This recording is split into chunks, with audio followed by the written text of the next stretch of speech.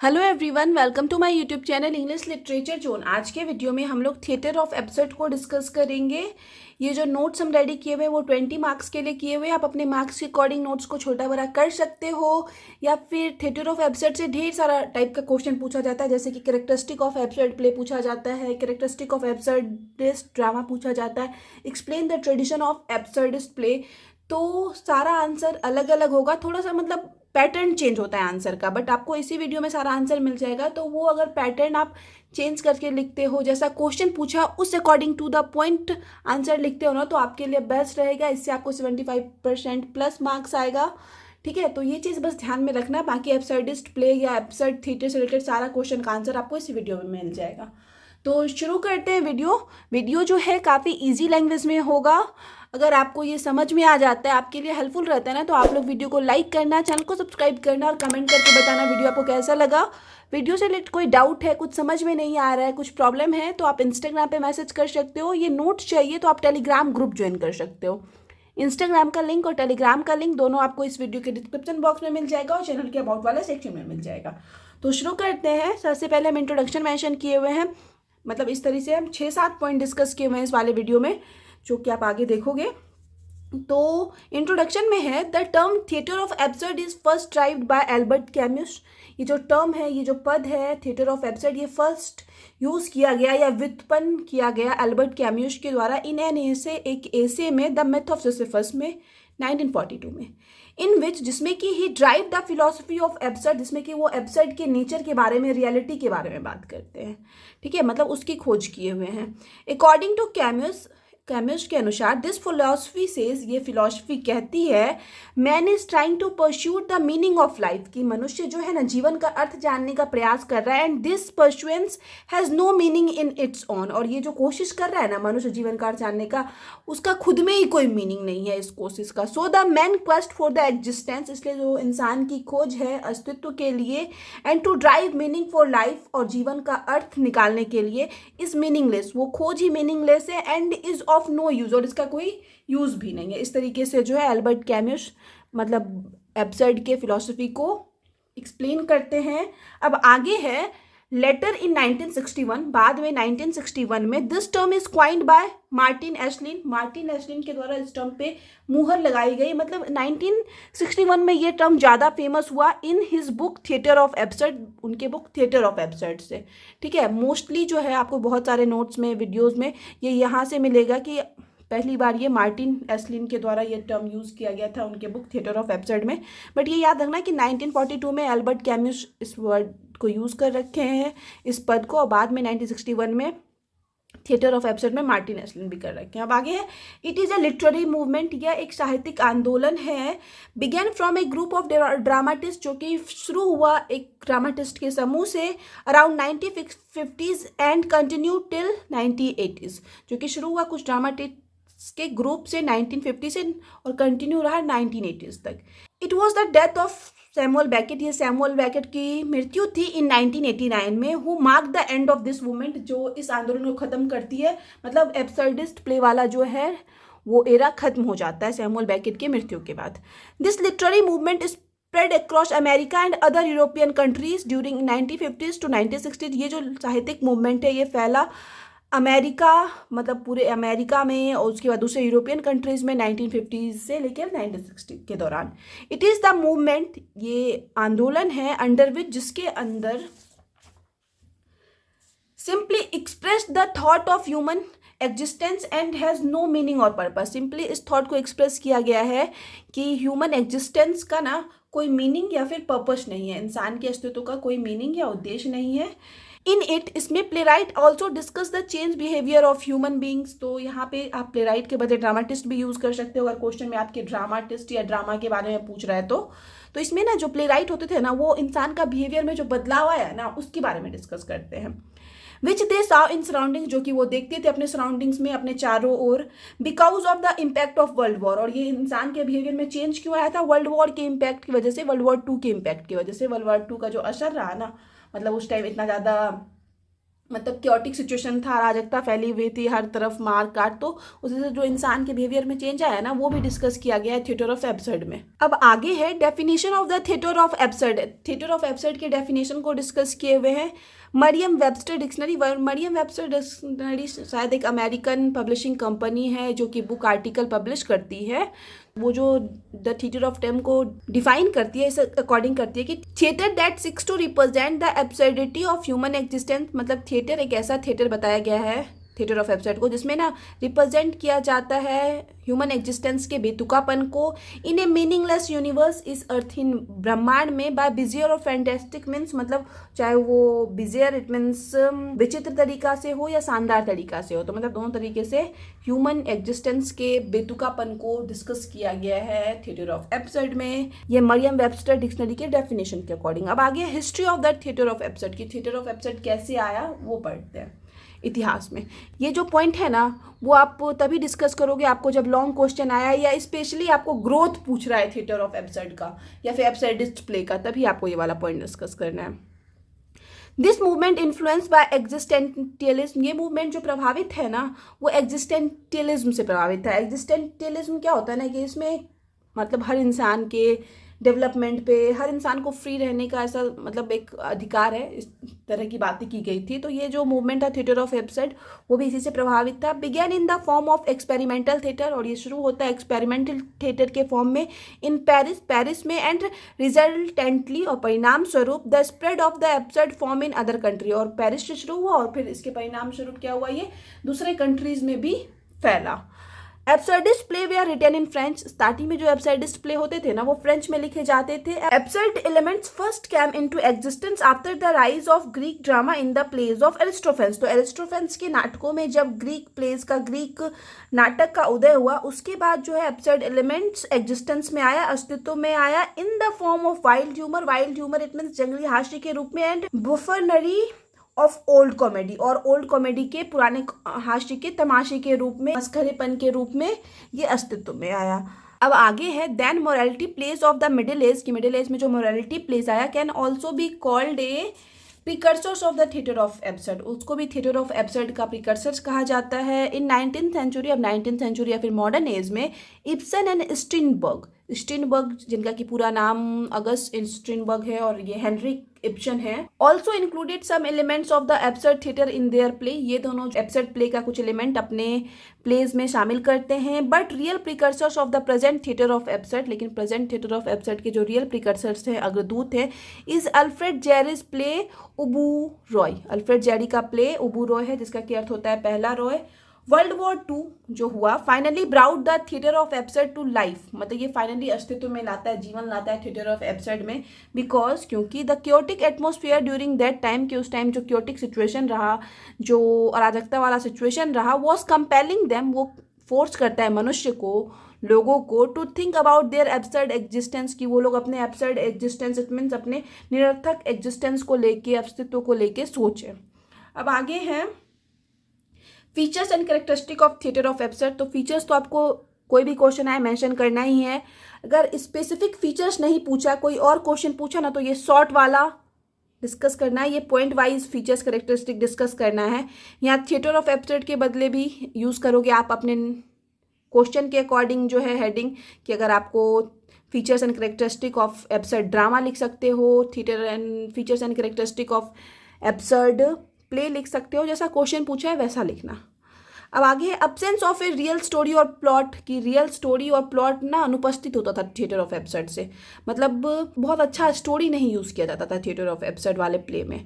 No action scenes, all actions are insignificant, मतलब कोई भी एक्शन सीन नहीं होता था और जो भी एक्शन यूज़ किया जाता वो सारा निरर्थक होता था, महत्वहीन होता था। जब आप कोई पढ़ोगे ना एब्सर्डिस्ट प्ले, ऐसे तो 1-2 पे शायद हम वीडियो बना रखे हैं, तो आपको क्लियर होगा कि किस तरीके का प्ले है, मतलब बहुत कुछ, मतलब आप पढ़ भी लोगे, इंटरेस्टिंग भी नहीं लगेगा, बहुत कुछ समझने की कोशिश करोगे, तो उस तरीके का प्ले होता था absurdist play. The value of language is reduce, तो इस वाले प्ले में क्या किया गया ना, लैंग्वेज की वैल्यू को कम कर दी गई। इनफैक्ट वास्तव में what happens on the stage transcends and often contradicts the word spoken by the characters. तो इसमें क्या होता था ना कि लैंग्वेज की वैल्यू को कम कर दिया गया, और जो स्टेज पे दिखाया जाता था ना, और जिस तरीके का डायलॉग यूज़ किया जाता था, कैरेक्टर्स के द्वारा वो दोनों ना एक दूसरे के बिल्कुल अपोजिट होता था। मतलब सिचुएशन कुछ और दिखाया गया है और जो डायलॉग यूज़ किया गया है, जो लाइंस यूज़ किया गया कैरेक्टर्स के द्वारा, वो कुछ और ही हैं। तो ऐसा कुछ होता था। अब आगे extensive use of pauses, silence and miming, मतलब बहुत ज़्यादा यूज़ किया जाता था। पाउसेज मतलब शांति दिखाई जाती थी, साइलेंस मतलब वही शांत वाला माहौल, एंड मिमिंग मीन्स नकल करना दिखाया जाता था, एंड पार्शियल सिचुएशन, हास्यात्मक सिचुएशन दिखाया जाता था, which reflect a sense of anguish, जो कि एक तरह से हम लोग को मनोव्यथा या पीड़ा दिखाता है। मतलब उस साइलेंस में भी कहीं ना कहीं कुछ पीड़ा या फिर कुछ अधूरापन दिखता है। वो प्ले पढ़ने पे आपको क्लियर हो जाएगा। तो वो भी एब्सर्डिस्ट प्ले का फीचर्स है, कैरेक्टरिस्टिक है। अब आगे इनकोहेरेंट बैबलिंग। इनकोहेरेंट बैबलिंग यानी फालतू का बबराहट, फालतू का बकबक करना, मिक्स अप द डायलॉग, उससे डायलॉग बनाया जाता था, उससे डायलॉग बनता था एब्सर्डिस्ट प्ले में। तो ये हम लोग फीचर्स को पॉइंट वाइज डिस्कस कर लिए। अब आगे है characteristic and features in detail. हम तो डिटेल लिखे हैं, लेकिन आपको जो क्वेश्चन आया उस अकॉर्डिंग यहाँ पे लिखना है। Characteristic and features of absurdist play, absurdist drama या फिर थिएटर ऑफ एब्सर्ड। अगर आपको स्पेसिफिक क्वेश्चन ये आ जाए कि कैरेक्टरिस्टिक लिखना है, तभी ये डिटेल वाला मेंशन करना। हम बार बार बता रहे हैं कि ये, वरना वो पॉइंट वाइज वाला मेंशन कर देना अगर कैरेक्टरिस्टिक क्वेश्चन में नहीं दिया हुआ है तो। Following are the chief characteristic of the theatre of absurd, की नीचे जो मेंशन किए हुए निम्नलिखित वो जो है थिएटर ऑफ एब्सर्ड का मुख्य कैरेक्टरिस्टिक विशेषता है। बट ऑल दिस कैरेक्टरिस्टिक, लेकिन जितनी भी ये विशेषताएं हैं, can not necessarily be found in all the absurdist play. ये सारा विशेषता ना सारे एब्सर्डिस्ट प्ले में नहीं पाए जाते हैं, और ये ज़रूरी भी नहीं है कि ये सारा कैरेक्टरिस्टिक पाया जाए सारे एब्सर्डिस्ट प्ले में, बिकॉज क्योंकि इट इज़ नॉट नेसेसरी, ये ज़रूरी नहीं है, आवश्यक नहीं है, दैट द प्ले राइट की जो नाटककार है must have use all the characteristic of absurd play. कि मतलब ये कंफर्म नहीं किया गया या फिर कोई एब्सर्डिस्ट प्ले के ऑथर पे, प्ले राइट पे या ड्रामाटिस्ट पे प्रेशर नहीं है कि वो इन सारे कैरेक्टरिस्टिक को अपने प्ले में यूज़ करे ही करे। तो यहाँ पे ये क्लियर कर दिया गया कि ये ज़रूरी नहीं है कि आपको सारा कैरेक्टरिस्टिक मिल ही जाएगा। अब आगे हम पॉइंट लिखे हैं कैरेक्टरिस्टिक में, उसके बाद उसको 3-4 लाइन में एक्सप्लेन किया। इसी तरह से 7-8 पॉइंट लिख रखे हैं। पहला है क्वेश्चन ऑफ एग्जिस्टेंस। एग्जिस्टेंस यानी अस्तित्व को लेके क्वेश्चन किया गया है, मेनली इसी चीज के बारे में ये पूरा नोट्स ही है। Absurd plays raise some basic questions of existence, like absurd play जो होता है ना, कुछ बेसिक क्वेश्चन मतलब एक तरह से रेज करता है, उठाता है एग्जिस्टेंस को लेके, अस्तित्व को लेके, जैसे कि वाई वी आर अलाइव, कि हम लोग जीवित क्यों हैं, why we have to die, हम लोग को मरना क्यों होता है, and why there is injustice and suffering, क्यों इनजस्टिस अन्याय है और सफरिंग इट मीन्स दुख है, कष्ट है। इस तरीके का क्वेश्चन किया जाता है एब्सर्डिस्ट प्ले में। अब आगे डिस्ट्रस्ट इन लैंग्वेज, मतलब लैंग्वेज को लेके भी संदेह दिखाया गया है, अच्छे से लैंग्वेज को नहीं यूज किया गया है। For absurdist playwright, absurdist playwright के लिए, नाटककार के लिए, language is only a meaningless communication. वो लोग ना भाषा को एक अर्थहीन कम्युनिकेशन मानते हैं, and stereotyped exchange of idea, और एक रूढ़िबद्ध मतलब एक्सचेंज, आदान प्रदान मानते हैं विचारों का, बिकॉज क्योंकि words fail to express essence of human existence, क्योंकि उन लोग के अनुसार जो है ना, वर्ड्स में इंसान जो है अपने अस्तित्व के सार को व्यक्त नहीं कर सकता, मतलब वर्ड्स में नहीं एक्सप्रेस किया जा सकता है इंसान के अस्तित्व को। तो इस वजह से वो लोग लैंग्वेज को बहुत ज़्यादा इंपॉर्टेंस नहीं देते थे अपने प्ले में। अब आगे illogical speeches and meaningless plots. Illogical it means वही हो गया फिर से, इररिलेवेंट या फिर विसंगत स्पीच का यूज़ किया जाता था, और अर्थहीन कहानी होता था। बाय इलॉजिकल स्पीसीज के जरिए या के द्वारा, and meaningless plots they wish to establish a feeling of freedom to make their own words. तो इन दोनों का यूज़ करके ना वो अपनी बात कहने की स्वतंत्रता का भावना का स्थापित करते थे, मतलब फ्रीडम दिखाते थे खुद का कि उनको इस चीज़ का स्वतंत्रता है कि वो इलॉजिकल स्पीच और मीनिंगलेस प्लॉट यूज़ कर सकते हैं अपने प्ले में। अब फिर है डॉक्टर क्यूलिक सेज, डॉक्टर क्यूलिक कहते हैं रैशनलिस्ट थॉट। रैशनलिस्ट थॉट होता है ऐसा थॉट जो इंसान के रीजन इट मीन्स तर्क, बुद्धि, नॉलेज पे बेस्ड हो, ना कि उसके धर्म या फिर ट्रेडिशन इट मीन्स परंपरा पे। तो वो रैशनलिस्ट थॉट जो होता है ना, like language only deals with the superficial aspect of things, की जो लैंग्वेज होती है, भाषा होती है, वो कोई भी चीज़ों के पहलू के सिर्फ आउटर लेयर से संबंधित होती है। नॉनसेंस, बकवास। ऑन द अदर हैंड, वहीं दूसरी तरफ opens up a glimpse of the infinite, की ये जो सुपरफिशियल लैंग्वेज जो होती है वो ओपन करती है, एक झलक देती है इन्फिनाइट का, मतलब अनंत का। फिर आगे पॉइंट है reestablishment of man communion with universe. Universe के साथ, ब्रह्मांड के साथ मनुष्य का सामंजस्य पुनः स्थापित करने की कोशिश की गई है इस प्ले के जरिए। They attempt to restore the importance of myth and rituals. वो लोग कोशिश करते हैं ताकि वो लोग रिस्टोर कर सकें, पुनः मतलब सुधार सकें जो महत्व है मैथ का। मैथ इट मीन्स एक ट्रेडिशनल स्टोरी का, और रिचुअल्स इट मीन्स अनुष्ठानों का in the life of man, इंसानों के जीवन में, and make them aware of the ultimate realities of their life. और मतलब उनको अवेयर किया जा सके मनुष्यों को, उनका जो लाइफ का अंतिम रियलिटी है, अंतिम परम सत्य है, परम वास्तविकता है, उससे अवगत करवाया जा सके। अब आगे है emphasis on abstract values of life. Life के भावनात्मक वैल्यूज पे, मूल्यों पर जोर दिया गया है। एब्सर्डिस्ट फोर्स अस, एब्सर्डिस्ट जो हम लोग को फोर्स करते हैं to look at our abstract values, कि हम लोग अपने एब्स्ट्रैक्ट वैल्यूज को देखें ऑफ लाइफ, लाइफ के लाइक जैसे कि लव एंड फैमिली के बारे में सोचें या उनको देखें। Thus we may hope to accept the absurdity of life, इस प्रकार हम लोग लाइफ की एब्सर्डिटी को, लाइफ के बेतुकापन को एक्सेप्ट कर सकेंगे। And trying to find values in a world devoid of them, और हम लोग कोशिश करेंगे मूल्यों से रहित दुनिया में मूल्यों को खोजने का। अब आगे है vagueness about time, place and character. Time, place और कैरेक्टर को लेकर अस्पष्टता दिखाई गई है। Absurdist have no time, place and characters in their place. एब्सर्डिस्ट जो होते हैं ना, अपने प्लेस में, अपने नाटकों में किसी भी स्पेसिफिक टाइम का, प्लेस का या कैरेक्टर्स का, चरित्रों का यूज़ नहीं करते हैं, मतलब उनके बारे में डिटेल से नहीं डिस्कस करते हैं या क्लियर नहीं करते हैं कि कौन सा कैरेक्टर है, क्या नाम है, बहुत ज़्यादा इन्फॉर्मेशन तो वैसा देखने को मिलता है। दे फील दैट, उनको ऐसा अनुभव होता है कि देयर इज़ नो पास्ट और फ्यूचर, कि ना ही कोई पास्ट है ना ही कोई फ्यूचर है, only the repetition of the present, बल्कि क्या होता है, बार बार प्रेजेंट टाइम का ही रिपीटेशन होता रहता है। अब आगे सबसे आखिरी पॉइंट है 7th नंबर का।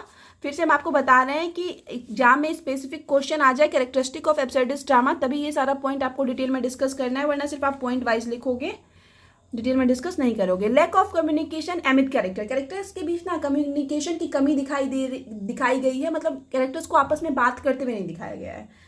Each character lives an egoistic life, की सारे जो कैरेक्टर्स होते हैं एब्सर्डिस्ट प्ले में वो इगोइस्टिक लाइफ जीते हैं, मतलब सबके अंदर ईगो होता है। And attempts to get another characters to understand him, और ऐसा कोशिश करते हैं कि सामने वाला जो कैरेक्टर है ना वो उनको समझेगा, मतलब वो लोग बात नहीं करते बट ये एक्सेप्ट करते हैं कि सामने वाला कैरेक्टर उनको समझेगा। And result in more alienation, इसका परिणाम ये होता है कि प्ले में जो है और भी ज़्यादा हम लोग को अलगाव, एलिनेशन देखने को मिलता है। अब आगे play right of absurd drama. Absurd drama के प्ले राइट के बारे में डिस्कस कर लेते हैं, नाटककार के बारे में। यहाँ पे आप ड्रामाटिस्ट भी मेंशन कर सकते हो। तो यहाँ हम 6-7 ऑथर के बारे में डिटेल में डिस्कस किए हुए हैं। आप अपने मार्क्स के अकॉर्डिंग छोटा बड़ा कर लेना, और इसके बाद वाला जो सेक्शन आएगा वो कंक्लूजन आएगा, नोट्स खत्म हो जाएगा हम लोग का। Martin Esslin considered 4 playwrights. Martin Esslin जो है मानते हैं 4 नाटककार, जैसे कि सैमुअल बेकेट, यूजीन एस्कोस, Arthur Adamov, Jean Genet as leader of the movement. इस मूवमेंट के लीडर के रूप में मार्टिन एस्लिन इन चारों को मानते हैं। आफ्टर सम टाइम्स, कुछ समय बाद, Harold Pinter was also included to this group. इस ग्रुप में हरोल्ड पिंटर को भी शामिल किया गया। And some of the works of, और कुछ वर्क्स को शामिल किया गया of Albert Camus and Edward Albee. तो एल्बर्ट कैम्यूस और एडवर्ड एल्बी के भी कुछ वर्क्स को इस मूवमेंट में, इस टाइप के वर्क में शामिल किया गया। तो यही 6-7 जिनका नाम लिखे ना, उनके बारे में थोड़ा डिटेल में हम लोग पढ़ लेंगे। अब आगे है सैमुअल बेकेट। सबसे पहले सैमुअल बेकेट को मेंशन कर रखे, तो इनके बारे में डिस्कस कर लेते हैं। Beckett is an Irish dramatist. Beckett जो है एक आयरिश ड्रामाटिस्ट है एंड नॉवलिस्ट है। Come from an Anglo Irish Protestant family, ये बिलोंग करते हैं एंग्लो आयरिश प्रोटेस्टेंट फैमिली से। Beckett uses formless language deliberately, ये अपने एब्सर्ड प्ले में जो है ना जानबूझकर ना फॉर्मलेस लैंग्वेज यूज करते हैं, मतलब ऐसा लैंग्वेज जिसका कोई बेस ना हो, तो इस तरीके का लैंग्वेज यूज करते हैं। To present the absurdity in his work, अपने वर्क में एब्सर्डिटी को दिखाने के लिए, बेतुकापन दिखाने के लिए। Some of his highly popularized fictions novels originally written in French, तो जो उनका काफी ज्यादा फेमस नॉवेल्स रहा है जो काल्पनिक, तो उसको ना फ्रेंच में लिखा गया ओरिजिनली। तो ये ध्यान रखिएगा, जो एब्सर्डिस्ट प्ले भी होता था ना, उसको मेनली जो उसका जो लैंग्वेज था ना वो फ्रेंच ही था।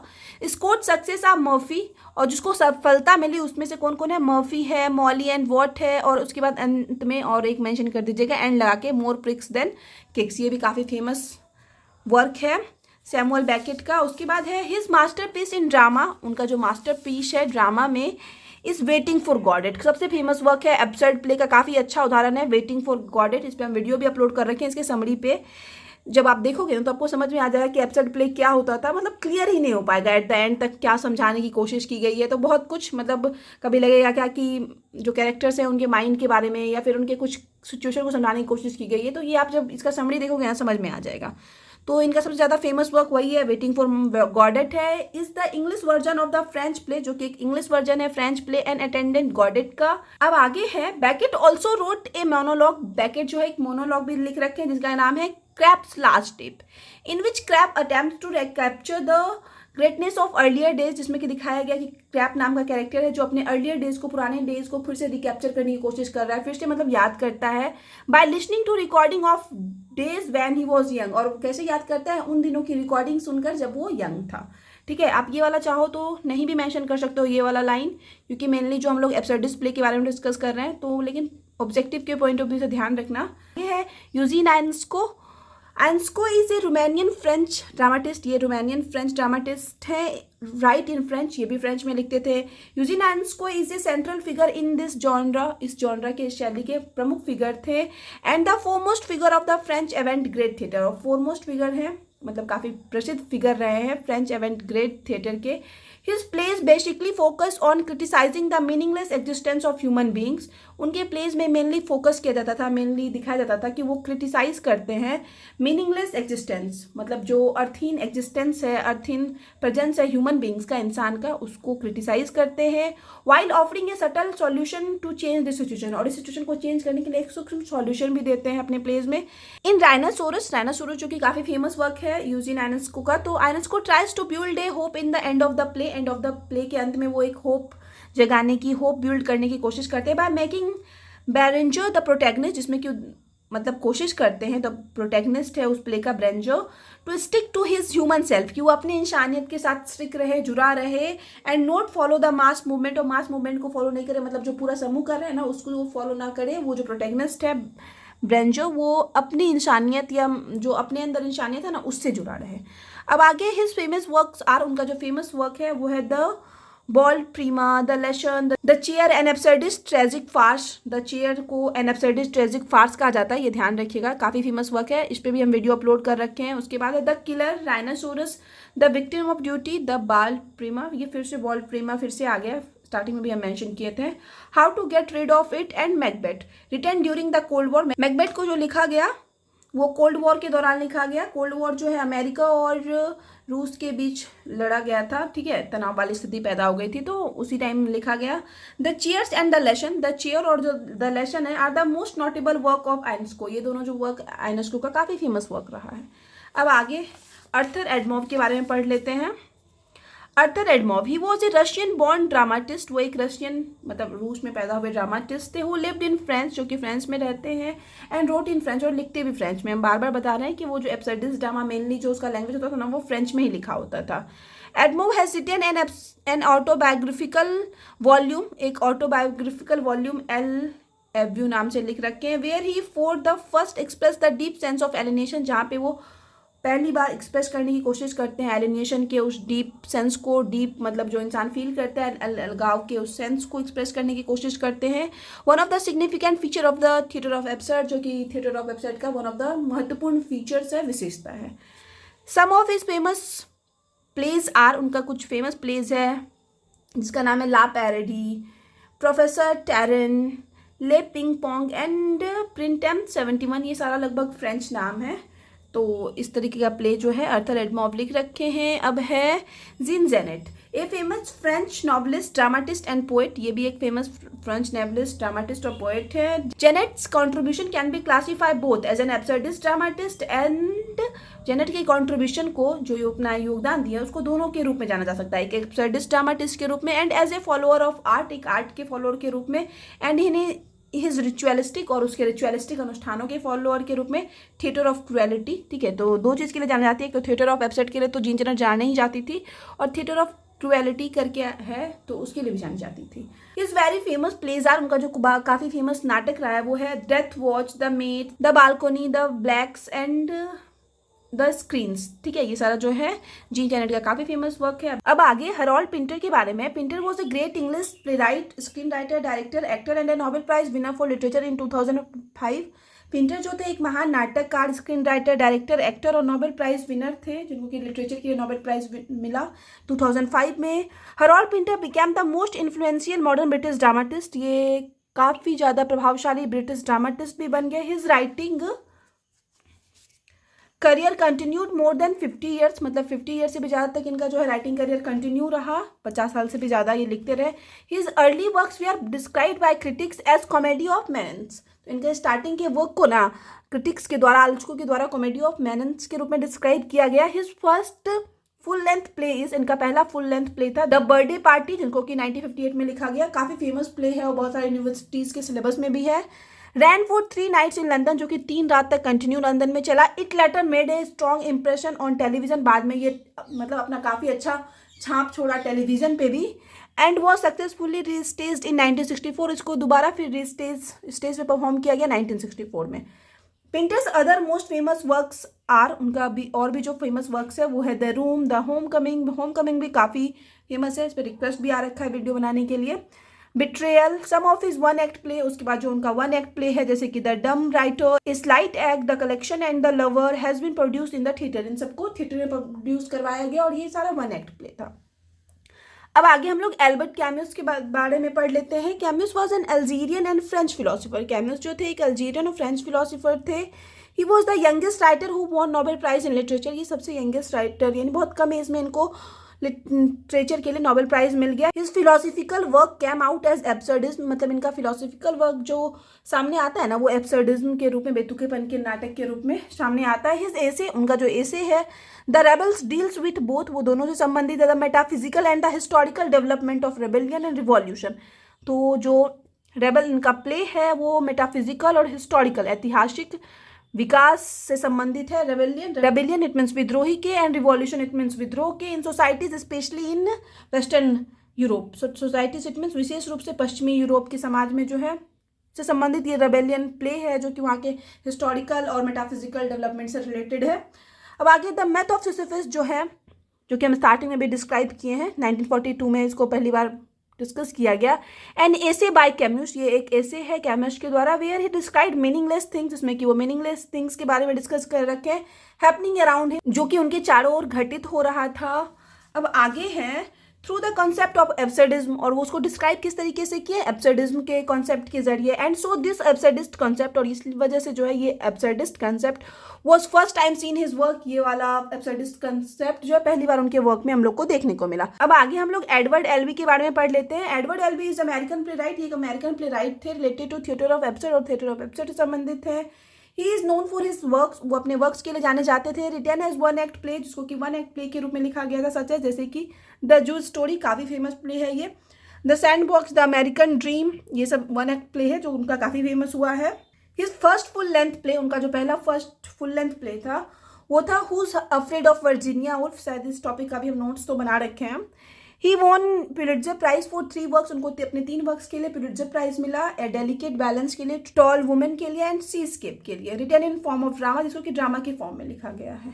बिसाइड दिस, इन सब के अलावे अदर प्ले राइट्स लाइक, दूसरे नाटककार जैसे कि Tom Stoppard, Arthur Kopit, Friedrich Durrenmatt, Fernando Arrabal, Annie Simpson, and also many dramatist, मतलब यहाँ तो कुछ इंपॉर्टेंट नाम मेंशन कर दिए, उसके बाद भी कुछ ऐसे ड्रामाटिस्ट हैं एसोसिएटेड विथ दिस थिएटर, जो कि इस थिएटर से संबंधित है, मतलब एब्सर्डिस्ट ड्रामा से संबंधित है या थिएटर ऑफ एब्सर्ड से संबंधित है।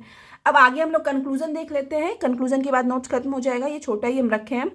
10 एब्सर्डिस्ट प्ले, अब इस प्रकार जो है एब्सर्डिस्ट प्ले हो, द थिएटर ऑफ एब्सर्ड हो, only demonstrate the absurdity and illogicality of the world, ये हम लोग को प्रदर्शित करता है, दिखाता है वर्ल्ड की एब्सर्डिटी को, बेतुकापन को, इलॉजिकलिटी इट मीन्स विसंगति को, इन विच वी लिव, जिसमें कि हम लोग रहते हैं, but does not provide any solution to the problem, लेकिन इस प्रॉब्लम के लिए कोई सॉल्यूशन हम लोग को प्रदान नहीं करता है। बाय दिस प्लेस, इन प्लेस के जरिए man is again and again reminded that, इंसान को बार बार याद दिलाया जाता है कि his existence in the world, कि उसका जो एग्जिस्टेंस है वर्ल्ड में, उसका जो अस्तित्व है वर्ल्ड में, is in fact absurd and meaningless, वो वास्तव में क्या है, एब्सर्ड है, बेतुका है, और मीनिंगलेस है, अर्थहीन है। ठीक है, तो यहाँ पे जो है ये कंक्लूजन वाला सेक्शन भी खत्म हो गया और यहाँ पे नोट्स खत्म होता है। फिर से हम बोल रहे हैं नोट्स लंबा है, 20 मार्क्स के अकॉर्डिंग है, आपको अपने मार्क्स के अकॉर्डिंग नोट्स को छोटा करना पड़ेगा। यहाँ पे वीडियो खत्म होता है। वीडियो अगर आपको अच्छा लगा, समझ में आ गया, आपके लिए हेल्पफुल रहा ना, तो आप लोग वीडियो को लाइक करना, चैनल को सब्सक्राइब करना और कमेंट करके बताना वीडियो को कैसा लगा। मिलते हैं नेक्स्ट वीडियो में नेक्स्ट टॉपिक के साथ।